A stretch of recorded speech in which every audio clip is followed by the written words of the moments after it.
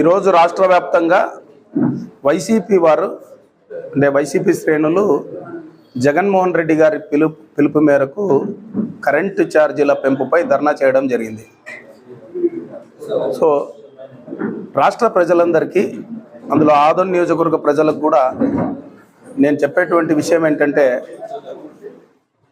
గత 5 ఏళ్లలో విద్యుత్ రంగాన్ని నాశనం చేసి 10 సార్లు కరెంటు ఛార్జీలను పెంచినటువంటి మాజీ ముఖ్యమంత్రి జగన్మోహన్ రెడ్డి గారు. అంతకుముందు ఉన్నటువంటి పవర్ పర్చేజ్ అగ్రిమెంట్లను అంటే చంద్రబాబు నాయుడు గారు పీపీఏలను ఆయన 2014 నుంచి 19 వరకు తీసుకొని వచ్చినటువంటి పీపీఏలను రద్దు చేసి రివర్స్ టెండరింగ్ ద్వారా మళ్ళీ విద్యుత్ కొత్త డిస్ట్రిబ్యూషన్ కంపెనీల నుంచి, డిస్కాముల నుంచి విద్యుత్ని కొనుగోలు చేసి ఆ భారం అంతా ప్రజల మీద పడేటువంటి పరిస్థితి తెచ్చినటువంటి వ్యక్తి జగన్మోహన్ రెడ్డి గారు. సో ఈరోజు ఆదోనిలో మాజీ ఎమ్మెల్యే సాయి ప్రసాద్ రెడ్డి గారు తన యొక్క శ్రేణులను పిలుచుకొని వచ్చి విద్యుత్ ఆఫీస్ ముందర ధర్నా నిర్వహించడం జరిగింది.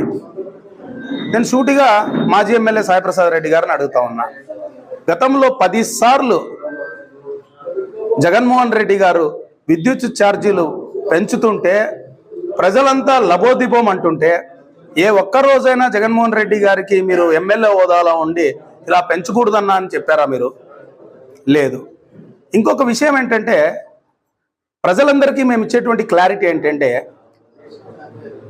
విద్యుత్ రంగాన్ని నాశనం చేసి విద్యుత్ నుంచి వచ్చేటువంటి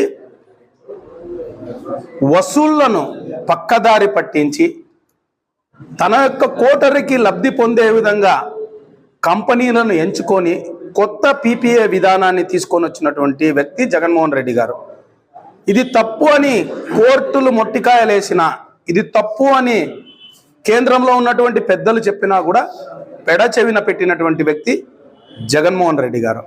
అలాగే ఈ డిస్కంలకు చెల్లించాల్సినటువంటి డబ్బులు పెండింగ్లో ఉంటే ఎలక్షన్కు ముందు, గుర్తుపెట్టుకోవాలి ప్రజలందరూ, ఎలక్షన్కు ముందు, జనరల్ ఎలక్షన్స్ ముందుగానే 6,702 కోట్ల రూపాయలు సర్దుబాటు ఛార్జీలు వేయాలి, ప్రజల మీద వసూలు చేయాలని సిఫార్సు పెట్టినటువంటి వ్యక్తి జగన్మోహన్ రెడ్డి గారు.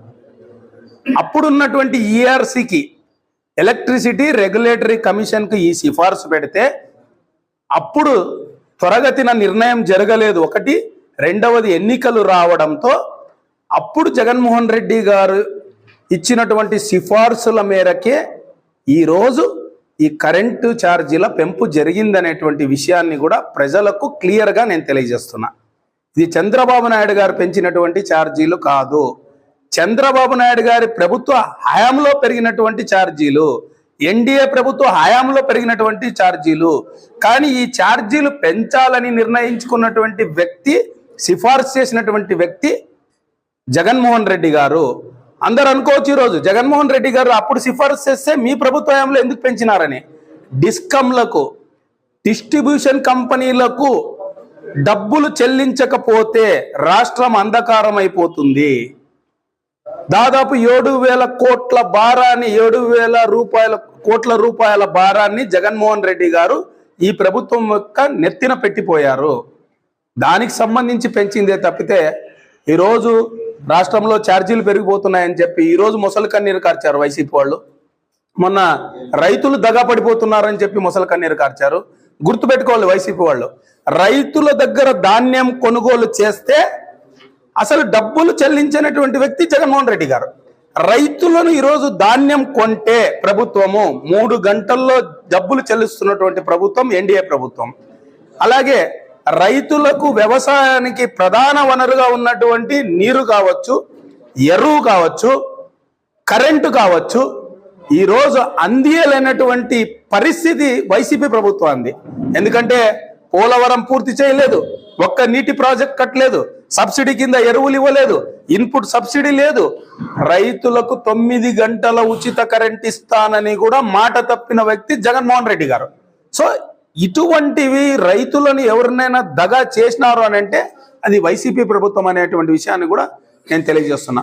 అలాగే మాజీ ఎమ్మెల్యే సాయిప్రసాద్ రెడ్డి గారు కూడా మా ఎమ్మెల్యే పార్థసారథి గారి అంకిత భావాన్ని, ఆయనకున్నటువంటి ప్రజల పట్ల ఉన్నటువంటి చిత్తశుద్ధిని ఈరోజు నేను ఆయన పద్ధతి బాగలేదన్నటువంటి మాటలు ఈరోజు మాట్లాడడం జరిగింది. నేను ఒకటే చెప్తున్నాను సాయన్నకు కూడా, సాయిప్రసాద్ రెడ్డి గారు, పార్థసారథి గారు ఫుల్ క్లారిటీతో ఉన్నారు. ఆయన ఈ నియోజకవర్గానికి క్రొత్త వ్యక్తి. ఈ నియోజకవర్గాన్ని అవగాహన పోయొచ్చేది కాదు, గెలిచిన మరుసటి రోజు నుంచే ప్రజల్లో ఉన్నారు. పార్థసారథి గారికి అటువైపున తెలుగుదేశం పార్టీ ఉంది, ఇటువైపున జనసేన పార్టీ ఉంది. తప్పకుండా పార్థసారథి గారికి అంకిత భావం ఉంది. తప్పకుండా ఆదోని నియోజకవర్గ అభివృద్ధి పట్ల పార్థసారథి గారు నిలబడతారు.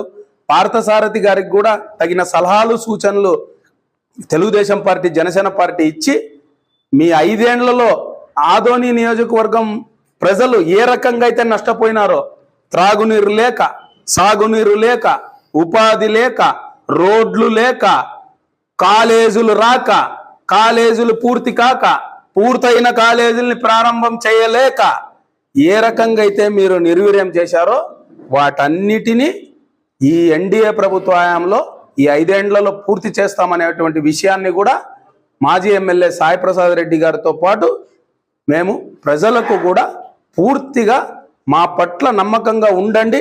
తప్పకుండా మిమ్మల్ని విస్మరించేటువంటి పరిస్థితే ఉండదు. తప్పకుండా మీరు కోరుకున్నటువంటి సంతోషాన్ని ఇస్తాం. ఆదోని నియోజకవర్గానికి ప్రజలు ఏ అభివృద్ధిని కోరుకున్నారో ఆ అభివృద్ధిని ఇస్తామని కూడా ఈ మీడియా ముఖంగా తెలియజేసుకుంటాను.